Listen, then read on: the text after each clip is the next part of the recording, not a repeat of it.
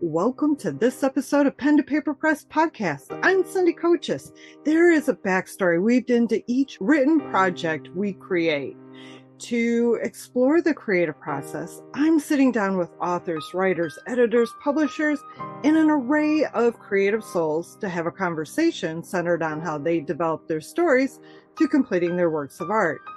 Each episode is an opportunity for us to explore mindsets, pearls of wisdom, and the experiences that began our journey as an author from the moment we put pen to paper. Patti Meredith holds an MFA in creative writing from the University of Memphis. Her stories have appeared in Appalachian Heritage, Still, the Journal, and Mulberry Fork Review. And I love that name. It just sounds fun. Patti's novel, South of Heaven, takes place in the North Carolina Sandhills, where her family's roots run deep. After graduating from Virginia Tech with a degree in horticulture, she was fortunate to cultivate a career in television production. And Patti, I'm so glad you're here because, you know, the information in your introduction tells me that you have lived a creative life, interesting life, and you have not been bored. Bored. That's true. I have not been bored. There were times I wish I was bored. Oh, don't we all? Yes. I was looking through your website and I found this quote. And there's got to be a backstory, or what can you tell me about this quote? It's discipline is remembering what you want. Yes, it's I think I have it typed up here with my quotes. And that was my very first writing class that I took in Durham and at Duke University. And Georgianne Eubanks was my teacher, and she wrote that on the board, on the whiteboard. And I think it was and that was like in the 90s, the late 90s. And it was like so many times through this and trying to write and then not writing and then remembering that you wanted to write. And it's remembering what you want. It's like, do you want to write? Then write, and that's kind of, it's kind of, just as simple as just do it. But I have kept this on my desk for all those years. And I think it's something that, like when people say, oh, I want to write a novel, or I want to do this, or I want to do that. And you're just like, if you want to do it, you'll do it. Right. Yeah, because it's easy for us to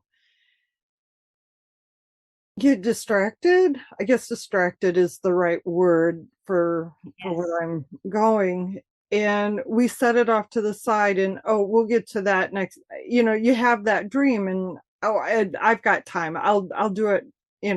I'll do it in a year. I'll do it when I retire. I'll do it when the kids are out of school. I'll do it when fill in the blank. And that's not to say, I mean, of course, there are times where you've got to have your life, you've got to help your family, you've got to be in your family, you've got to do things. So I respect that too, and know that that's part of it. But then in those times where you do have the time to remember what you want, but yeah.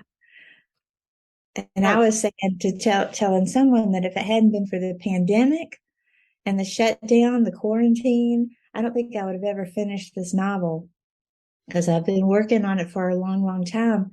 But it was that time where where we were shut down and not being social, not traveling, that really gave me the mind time to get it together, to really think through it and keep it in my head.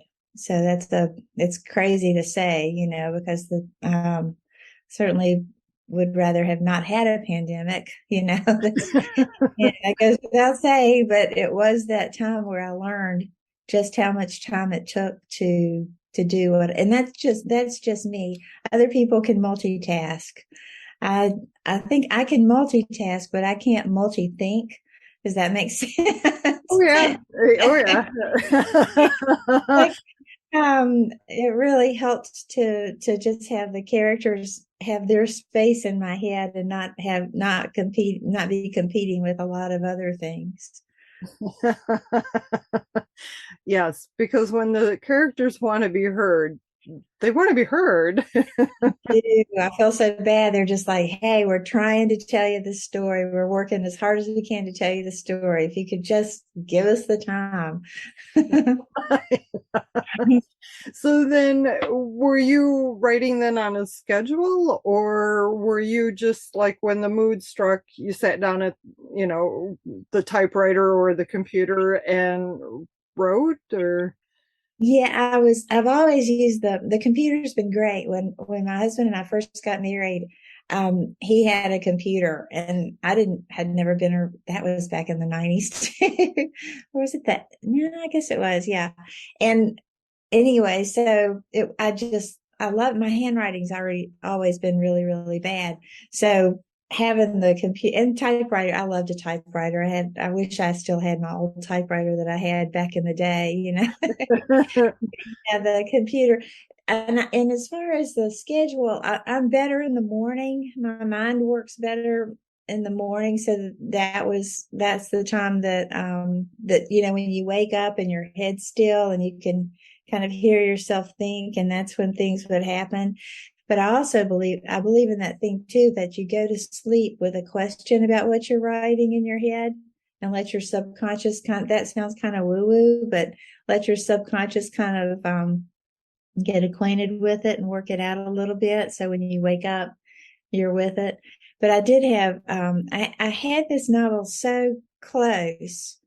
And then it was during I guess the first year of the quarantine thing, the pandemic thing, that I sent some chapters. I read on Facebook where Main Street Rag Publishing here in North Carolina was looking for novels. And so send chapters. And I thought, what have I got to lose? So I did. And they sent an email back and said they were interested. So the thought that somebody might actually read it really got me focused, because I was like, oh, I need to change that name. And that doesn't make sense. And so that really got me focused and thinking of, okay, so this has got to come together. This has got to come together as a real thing. So having that was very helpful. And it was fun kind of putting the pieces together, because I had it all kind of in a jumble. Yeah. That sounds familiar. We get, it's easy to be working on one section and then have another section come in, and then you got to merge the pieces. Okay, did that happen before or after the events that I've already written? And it was really funny because I had taken a writer's course. It was just a small thing and a local event. And then afterwards we had a writer's group and we shared, we would critique each other's work. We would share a chapter, read it, and then they would, each other would correct the other's work. And it was really interesting because in one chapter, and I will never forget this, I had 3 different seasons in one chapter, and it was just like, where are you at, girl? I know. I'm with you. Exactly. It's so, because you work on them at different times. Yes.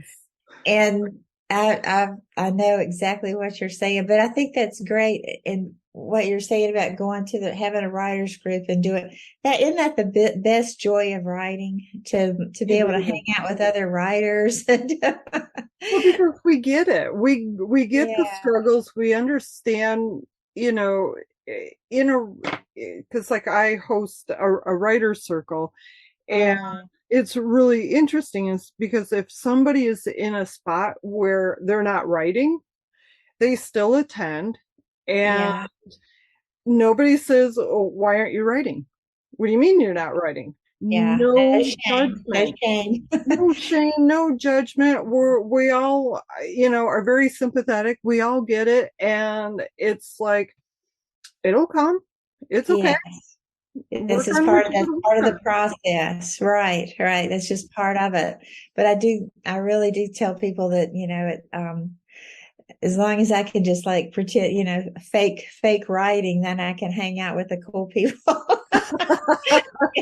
But It is fun though. yeah, it is fun. And you get a lot of help. And back to the thing about like 3 seasons, I had to catch so many things like that. Were the dogwoods really blooming then? No. Yeah, and that, oh my God, geez, when was that? That would have been the early 2000s. Like, trying to think of what was going on in my life. It would have been before 2005. So, Yeah. I mean, so it was just kind of funny how I did that. And of course, they didn't let me live that one down for a long time. That's and that's what they're for. That's what they're for. That's good. Yes. So, South of Heaven is set in North Carolina. And, I read a little bit of the description of the book, and it sounds like your family roots run deep here. Well, and I said that in the introduction. So, what was it that said, I want to write about this area? That's a good question because my parents both grew up and were born and grew up in North Carolina in the Sand Hills and in the middle part of North Carolina. And but my dad, after the Army, he got in the GI Bill. He went to Virginia Tech for college in Blacksburg, Virginia, and made friends there. And so I was born in North Carolina, but he took a job in Galax, 7 miles over the North Carolina line, the year I was born. So I grew up in Galax, Virginia. And we'd go back to Carthage, North Carolina to see my grandparents and all that kind of thing. But really, I feel very Blue Ridge Mountain and stuff. But when this novel came to me, the first thing that came to me was a scene where there was a young boy and a stand of bamboo. You know how bamboo just clumps and grows really tall and is huge. And so the first thing that came to me was Dean was standing in the bamboo, and he was like 11 or so, and he was pretending that he had found his father who was missing in Vietnam. And this was something Dean did a lot. He would go in that bamboo and pretend that he was looking for his father who was missing in action in the war. And so the first thing that came to me was Dean recounting this. And then I recognized the bamboo from the bamboo that was in the backyard of my grandmother's house in Carthage, North Carolina. So I knew that this was a Carthage, North Carolina story. And it was really kind of fun to not write about a town where you grew up in, because I knew if I did that, I would be like so stuck to the facts that I wouldn't be able to imagine. And so with Carthage, I was familiar with Carthage, but not so familiar with it that it was going to mess up the imagination story. So I could, and the people, I didn't have to worry about, oh, I can't say that. That's so and so, Yeah. just the people could be more fictional. And so it worked out really well. Now, when I spoke with some people from Carthage a couple of weeks ago, and I said, forgive me for all the roads that don't make sense and for all the churches that don't exist. But it's been really good. And it's reconnected me with a lot of the cousins and people that I've never even met. Oh, So how so that's fun. That's and people I haven't seen in a really, really long time. And my parents are both passed away, but my mother's best friend, Carolyn Buchan, still lives in Southern Pines. So she came to the reading, and that was really big for me. Oh, So that's heartwarming. That is so wonderful. part. Yeah. And that would be, writing about a specific location, getting those details would be hard. But the other thing is it's a fictional piece. And so it doesn't have to be exact. And that, I'm sure you walk that fine line of leave this in. Was that tree actually there then? Did the road actually go there then? Because you're talking of, a difference in time. And Right. so that would be, in that case, leaving it up to the writer's imagination. We should grant you that as the reader. Yeah. We should Yeah. grant you that. Uh, Thank you. My great friend and mentor and teacher and everything, Darnell Arnott, she suggested, she's like, why don't you make it a fictional town? And I thought about that, but I really wanted to use the Carthage Southern Pines dynamic, Pinehurst. It's a really interesting place down there. You have the Goth capital of, the Pinehurst Goth thing where there's a Okay. lot of wealth. And then you go down the road a little bit and you don't have that. So I kind of wanted to use that dynamic. And I think if I had been a better writer, I could have fictionalized all that, but I just couldn't make that leap. There were a lot of things, and we were talking earlier about putting stories together.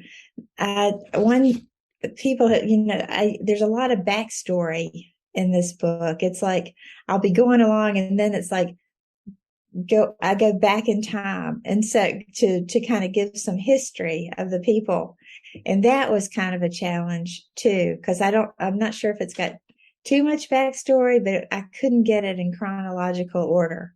So, and the other trick I use, Cindy, it's like, I have these three characters. I have two sisters, Fern and Leona, and then Dean, Fern's son. And I wanted their stories to be told from their point of view. So every chapter it has like Fern's point of view, and then the next chapter is Leona from Leona's point of view, and then Dean. And that kind of helped me get my story told, but I had to be really careful not to be overlapping too much. So Right. people don't get into too much, but that's Well, the fun part.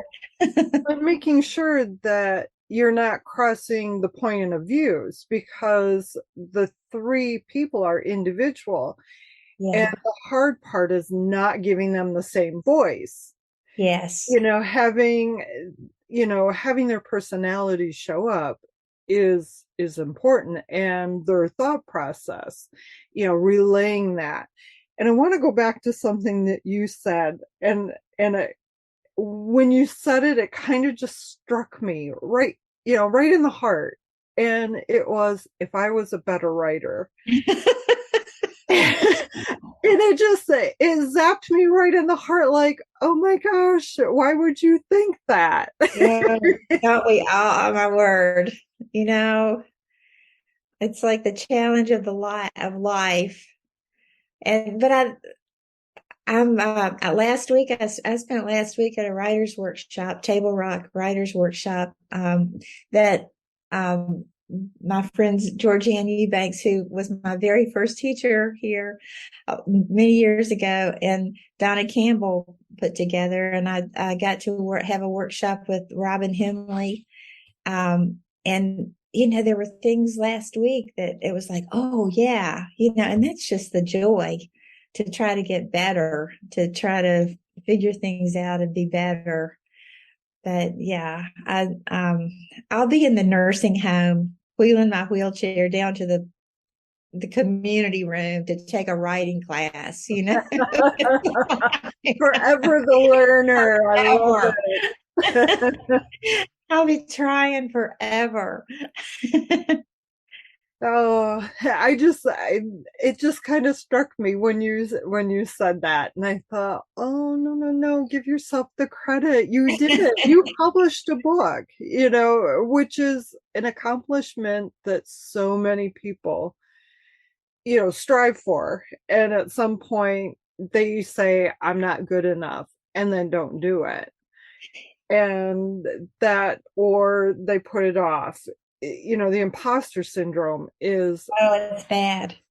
and I don't know of any other hobby well, let me Yeah. rephrase that, because painting, photography, any of the arts, we seem to have that imposter syndrome, or that voice that sits on our shoulder and tells us the things that we heard from school teachers, from best friends, who said, what are you doing that for? Yeah. Because they were trying to direct you to do what they wanted to do. And, so we get all of these voices from our past, and at some point, and it's really funny because this keeps coming up in almost every podcast, and of course, who brings it up? Me. um is obviously this is something I'm working through. I, And yeah. And I mean, it's that balance. And so the question is, oh, gee, Patty, if you didn't think it was that good, why'd you do it? And I, I think that I finally had to get over my, I had to finally get over my ego of like, oh, what if I put this out and somebody doesn't think it's like good enough, or somebody, it's like, and this is again where the character saved me. yeah. It's like, this is so weird, but the thing that helps me get over that is for me to imagine Dean and Leona and Fern sitting at the kitchen table with me saying, we told you everything. We gave you our story. And now you're saying that's not good enough. Oh, You know? oh, It, that makes you it, just sit up straight and go, oh, okay. Yeah. yeah. It's like, and I think that helps me be able to talk about the book. And the other thing that has been just I'm so glad I did it. I'm so glad I published it. I'm so glad I got it together, because I mean, just to have people like you, to have friends who say, oh, when Dean did this, I really it really meant something to me, or to know that the character, to know that Dean and Leona and Fern and Roy and all these folks are speaking to people, are, that there's now, it's like my friends, they're my friends' friends. You're gonna like think I'm totally nuts. It's like, Nope, not at is this all. what I'm talking about? Nope, But I'm following right along with you, going, yep, yep, recognize that. it's like having the characters be the people that are the upfront with this story, and and that whole thing about, I don't know, it's just so hard.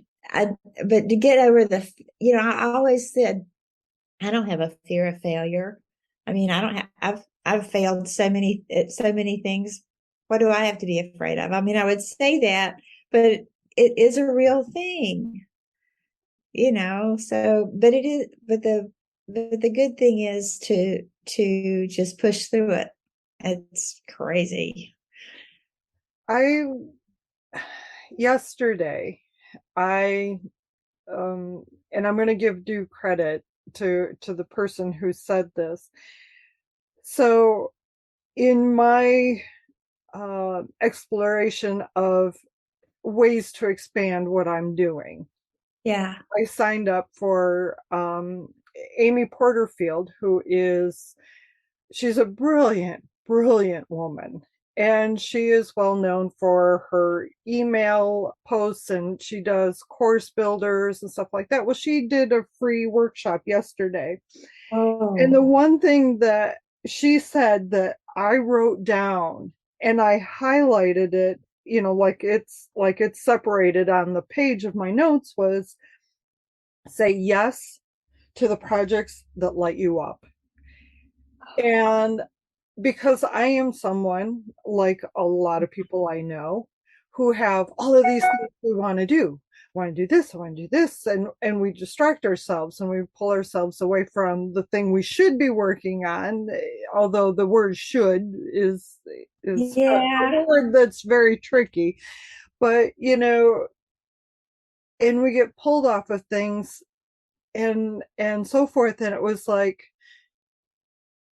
stopping and taking that internal inventory of, does this light me up? right. And talking to your characters. I mean, mine talk to me, and it's Yeah. like, oh, yes, I gotta write this down, because if I don't write this down, it's gonna be gone. Yes. Oh, golly, isn't that the truth? Woo. But when they're talking to you, you've got to respect that. And Yes, I so badly want you to meet a writer friend of mine, because she how you're talking about the characters is exactly how she does.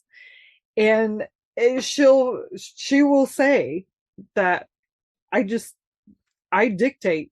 They tell me, I dictate. I write yeah, what they say. yeah, And that is the way it exactly. is for a lot of writers, is we ourselves have to get out of the way and let them do the storytelling.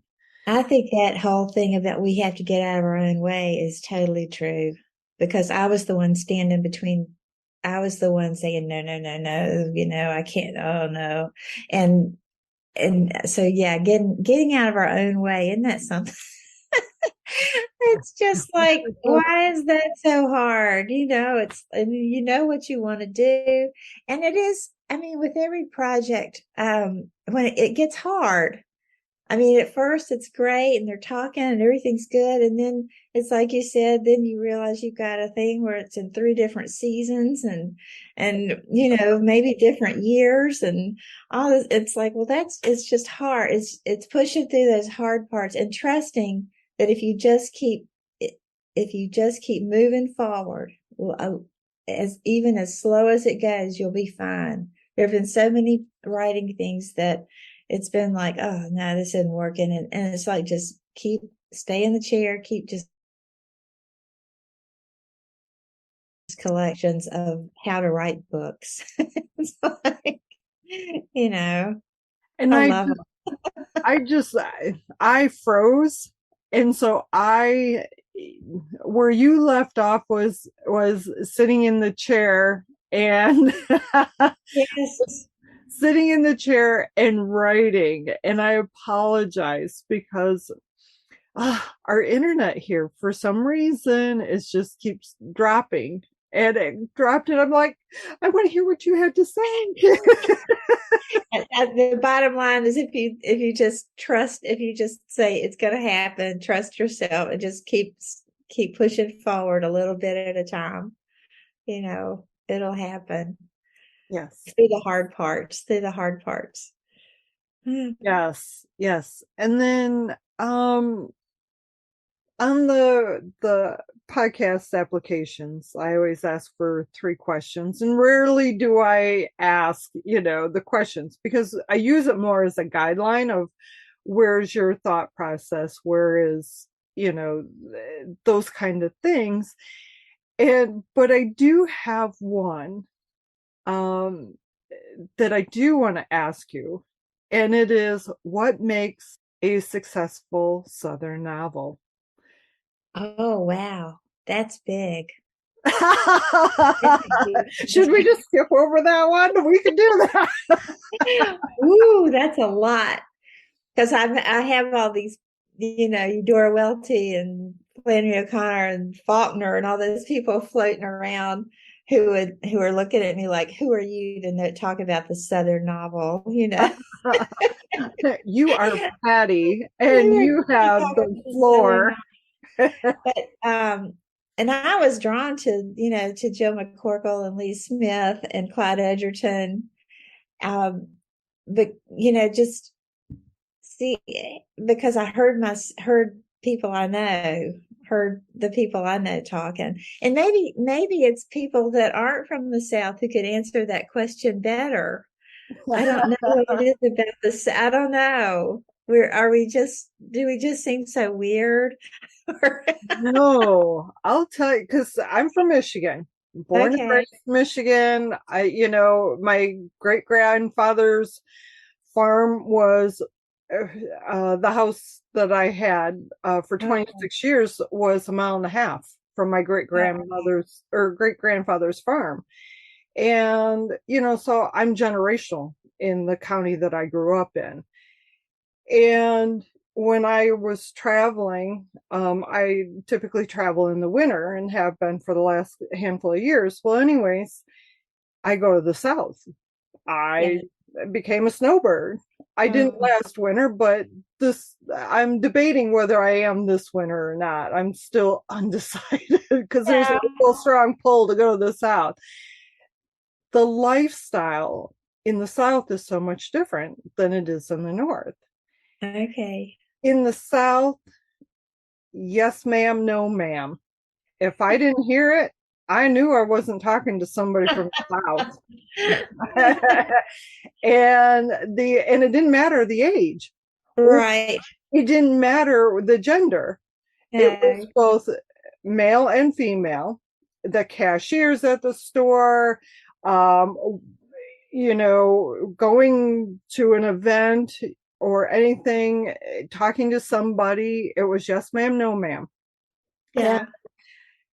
and life is slower and casual. That was Yes. the part, it's like, oh my God, I can relax. Yeah. And that was something that the first winter when I traveled and I got below, what I call the frost line or the snow line.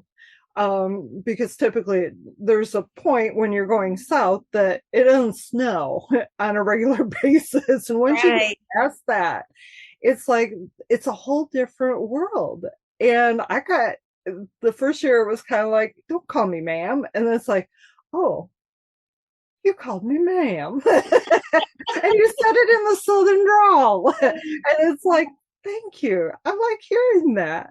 Isn't And, that funny? it's just, it is so much different in the South in many ways than it is up here up north. And I'm not saying that, us northern folk are a bunch of anxiety stricken, hardcore, gotta do it, gotta do it kind of people. Because Yeah. we do kick back and relax, but it's done differently in the South. And I love having had the different experiences of being on the South. I spent some time in North Carolina. I spent time Oh, in Texas and Arkansas and New Mexico. And if there's anything that I can tell a writer or a creative soul is if you are stuck in your own head and you're not, you're stuck, travel that's a travel good point. somewhere. It doesn't matter if it's to the next town. It doesn't matter if it's to the next state. It doesn't matter if it's to the other side of the country, Yeah. out of your town. It just it moves things around up there. It does because you see a different culture, you experience different flavors, the aromas are different. Oh my God, the flowers that are in the South. Now, the pollen in North Carolina, however, Not good. holy manoli. Yeah, not good. Not good at all. I thought it was bad up here. And my sister's in North Carolina, and she would go Oh, on about North Carolina, the pollen in the spring. I'd be like, yeah, yeah, yeah, whatever. And then I experienced it, and I'm like, sis, you under exaggerated it big time. It'll do a number on you for sure, for Oh my sure. word. So it was interesting to yeah, it was just a whole different to pick up those different, conversation types and the personalities and the way of life and everything like that. That is truly something that helps us to, well, I guess get out of our head I and think so. Yeah. expand. Yeah, and there's something about like my husband was in television broadcasting, and we moved a lot for his job, and there was something about getting away from a place and then looking back that helped. That seeing a place from a distance instead of being right in it, and that helped me write about it. I think I wrote about North Carolina and I wrote short stories set in Virginia when we were not there, when we were in Tennessee or Louisiana or Alabama, so I think that helps a lot too. It's hard to write about a place when you're in it. Yeah. Maybe. For me, I keep having to say for me. So we've talked a bit about your book and your process for writing the book and your stories. Now, are these mainly short stories for magazines, or where are you publishing these stories? Nowhere. Okay. Yeah, I was lucky to get a story in Still the Journal, and then I was lucky to get a story in Appalachian Heritage, and I think it's Appalachian Journal now. But and there's so many great online journals now Yes. that take short stories, and it's hard. It's still hard. My goal now is to work. I have about, I don't know, maybe I have like 10 stories that I want to work on one at a time and get right and try to place them. But Do a Trope is a good thing online. It's an online source for where to send short stories. And there's all different levels of the dream place where you'd like to get placed, and then you move on down. I'm really interested too right now in flash fiction.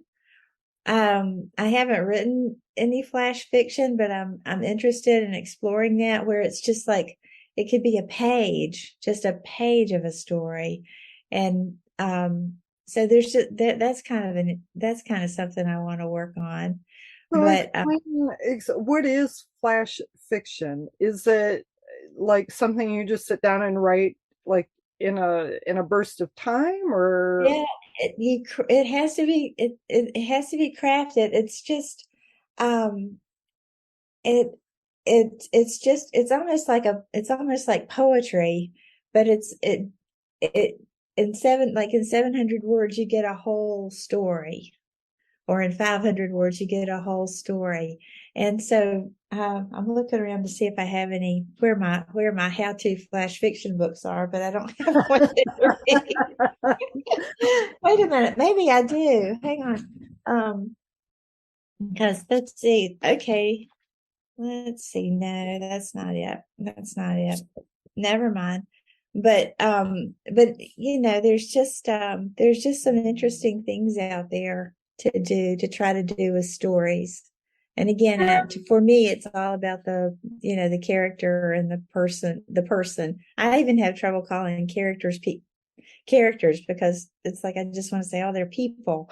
oh, they are. They're very real to us. Experiences. Yes, yeah. And the thing What is is, though, is how often when you've read a really good book, you feel like when you close the last page and you close that book and you think you mourn for the loss of that friendship because you have walked through pages and pages of their life. Yeah, So yes. they are people.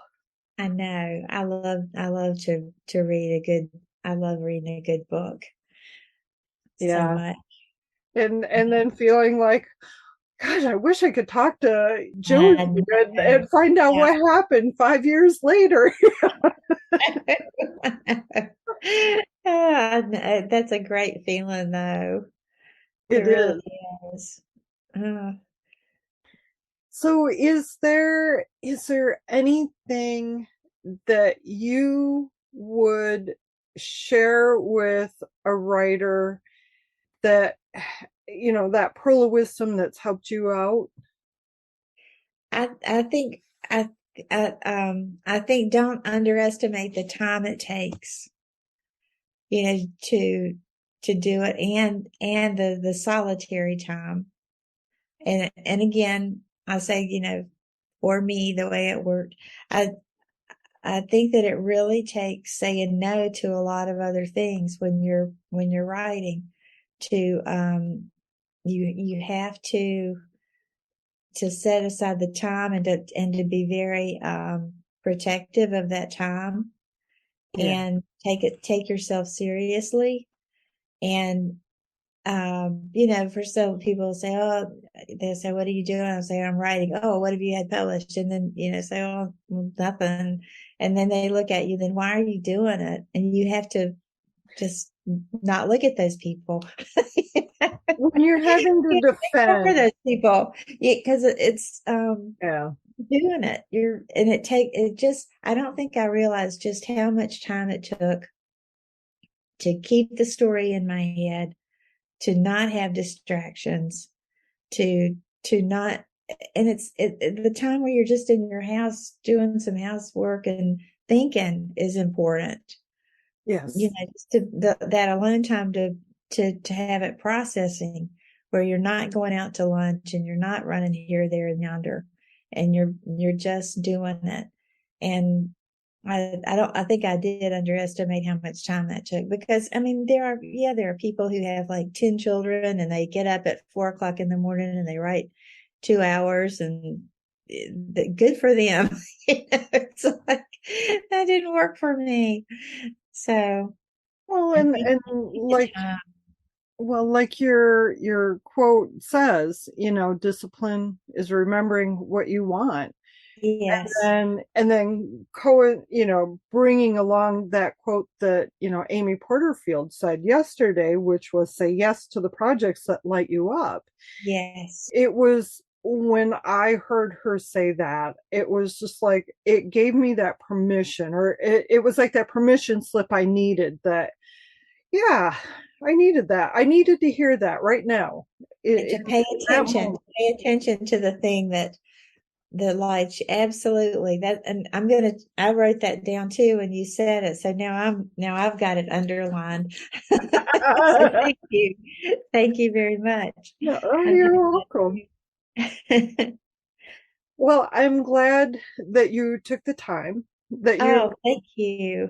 so many people look at the pandemic as like the worst thing to have happen, globally, blah, blah, blah. But what people are not looking at is what were biggest blessings that came out of it.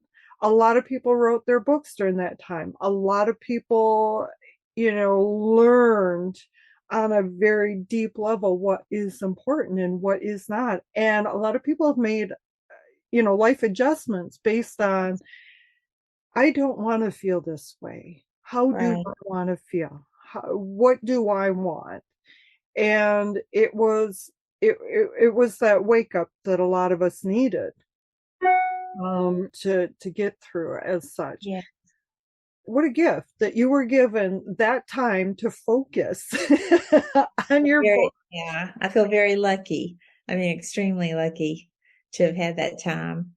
So was the editing process something that just kind of was easy for you, or was it something that was like, oh, I gotta do this, I don't want to do this part? I had really good readers. I have great friends. I have the best friends in the whole world, who read it and gave me feedback, and really that made it more, that I like revising. I like having the second chance at something, to do better, to make it, and having that kind of feedback, and to then go back into it and go, okay, this is going to solve this problem. This is going to make this make sense. I like that. Like, But that brings up the point of just write that first draft. I think every writing book I have back here says that, Anne Lamont's, just write it. yeah. And don't edit yourself. I think that's a big thing too. Like, don't sit there, don't be writing and thinking, oh, I can't say that, or I shouldn't do that. Just do it. Do it with the mindset, nobody's ever going to see this. And then you can worry about people seeing it later. Yeah, get it down on the page, as she says. Word by Yes. bird, stone by I stone. know. Okay, there goes my dog. There goes my dog. I don't see which neighbor she's terrorizing right now, but Oh, I so understand. Usually I get, a loud motorcycle that goes past. right. It's the natural world. It's the natural world. Life happens around us, and I don't need to apologize for it. So yeah, let your dog bark. I think they turned around and went the other way, so she'll much to her dismay, she's like, come on, come on. What are you doing? Where are you going? Come back here. Yeah, I want to bark some more. I want your attention. Come here. Yes, yes. I want to smell Keeping us you. all alive. She's keeping us alive, protecting us from Amazon and And the postman and the UPS. Those crazy UPS drivers, Yeah, yes.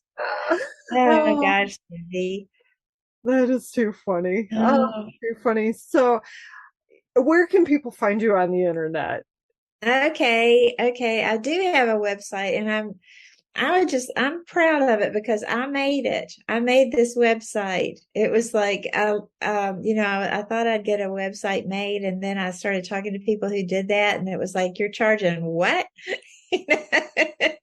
And so I put together pattymeredith.com on Wix, and it was kind of fun. I enjoyed that too. So it's pattymeredith.com, and the book is on Amazon, and the book is on, and I'll show you because my husband designed the cover.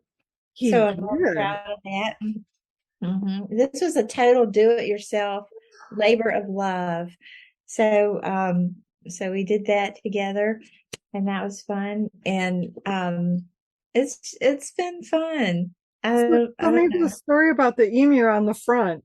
Okay. So my character Dean really wants to be his own boss. And back in the novel set in 1998, and so back, I don't know if you remember, but 1998, people were saying that emu were going to be the next big thing.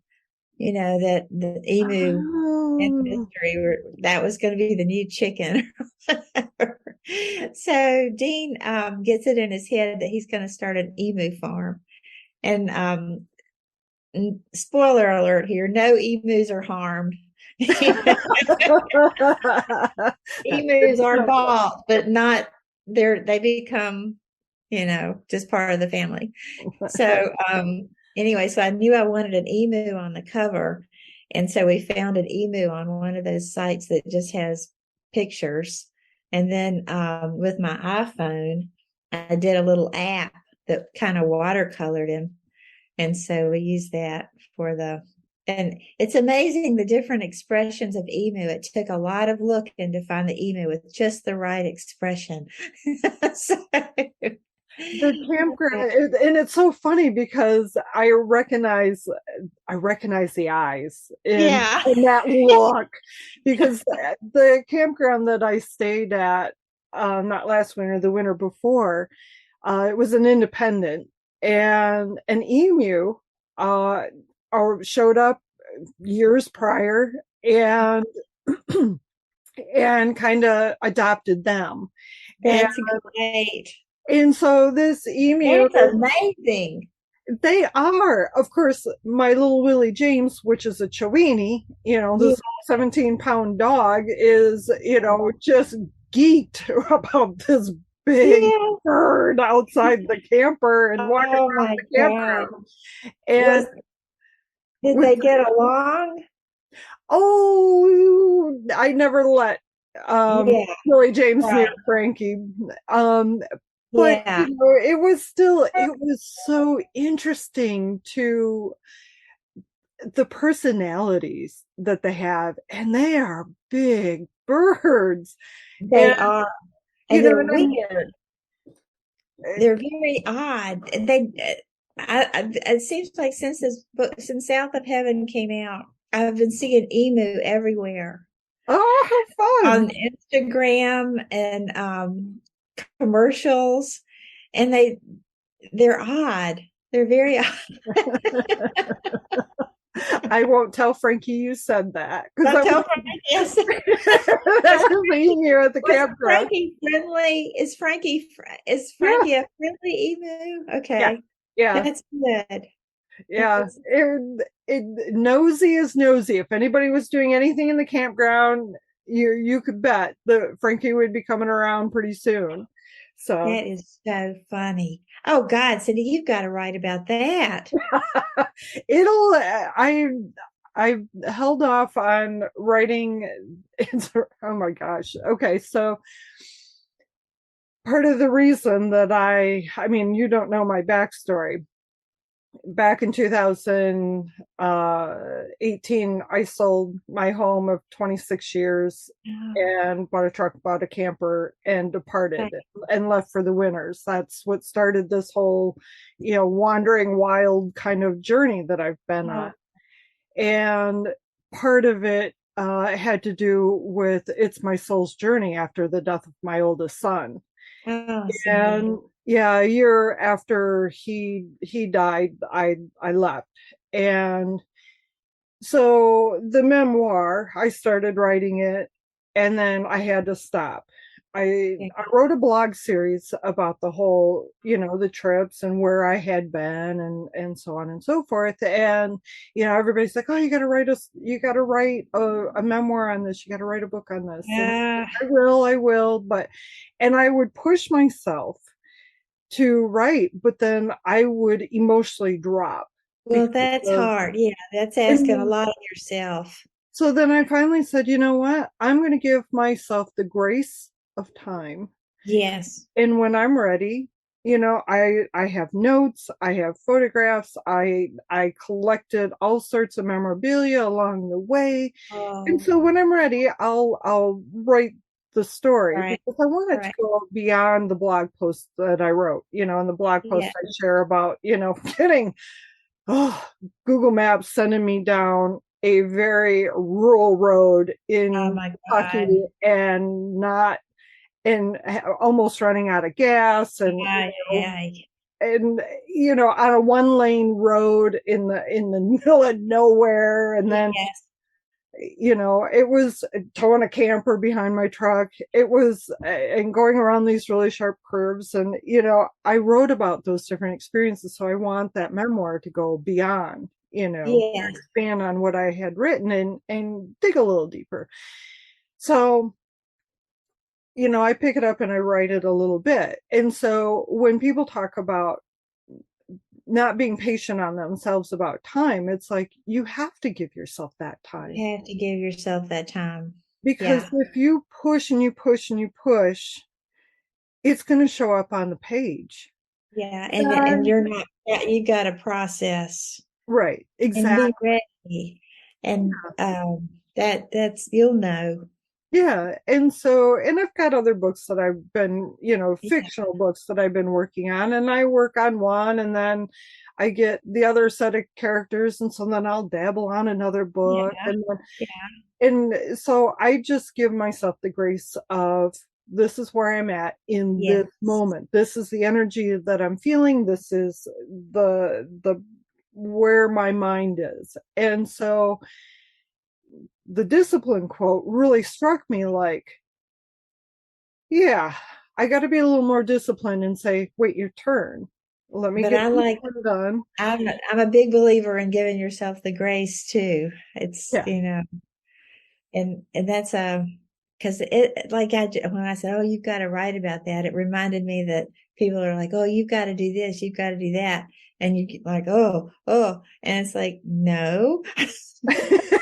Well, it does, and it does put up those, blocks in front of us going, because now all of a sudden we've got something that we have to do for somebody else. Yeah. And what happens when we're writing and we put the mindset of, oh, I got to write this for Tom, Dick, and Harry, or Susie, Kelly, and Mary.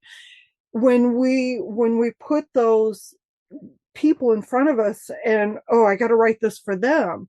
Right. We're not writing our story. We're writing their story in a way that we hope they interpret it instead of this is the story. That's right. That's very true. That helps me think through like the next 6 months. Thank you. You're welcome, Patti. Oh, that's great. Yeah.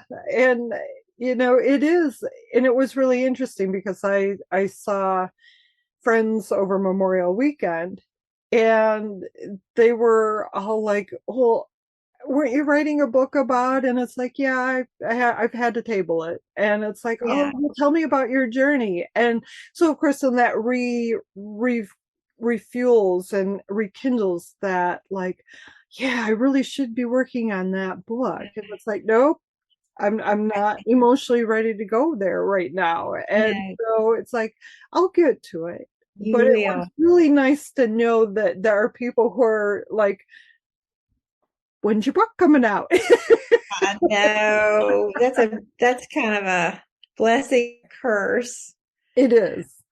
But it's I'm giving myself the grace of time and letting it just I have to take care of me first. Yes. And that's the hardest person. Nothing's going to happen if you don't. It's not going to happen if you, people ask me, they say, how long did it take you to write this book? And I'm like, 66 years. And I bet a lot of them just kind of give you that blank look like, yeah, what? They do. Like, oh, I wholeheartedly understand. I so very much want to thank you for your time. Thank you. You are welcome. I have truly enjoyed this conversation. It has brought up a few things that I had left dormant in my mind. Me too. I think I needed it. I needed to talk to you this morning. This has been very helpful. Thank you. And thank you for putting up with my technology. What? It's okay. Thank you. Yeah, you're welcome. Whatever it takes because I want you to be comfortable. Because and you really made it great, really comfortable. This is so good. Thank you. You are welcome. Before we end our time together, I'd like to say thank you for listening to my conversation with Patti Meredith. Any writer will tell you the best compliment is to know someone is reading your words, or, in the case of the Pen to Paper Press podcast episode, listening to their voice. Leave us a comment in the show notes page and share with us what resonated for you. Help us to spread the wisdom. Share this conversation with Patti on social media. You never know who else needs to hear the messages that are weaved throughout our conversation. To receive future episodes in your inbox, subscribe to the Pen to Paper Press newsletter and follow the Pen to Paper Press podcast on your favorite app.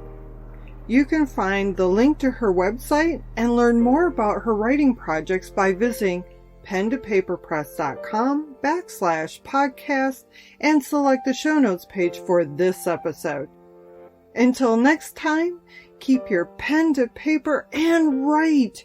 Your words have power and your story matters. Bye for now.